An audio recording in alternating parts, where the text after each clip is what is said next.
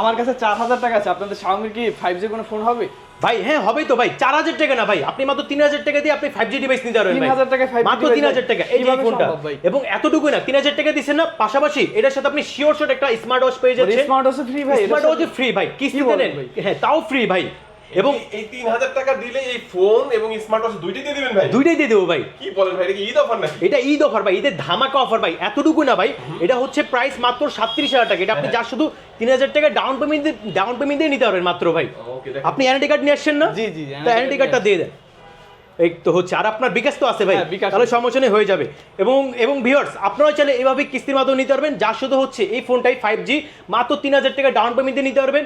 4 মাস 6 মাসের কিস্তিতে আপনার এনআইডি কার্ড, আপনার পরিবারগত একজন এনআইডি কার্ড, আর আপনার বিকাশ সিম।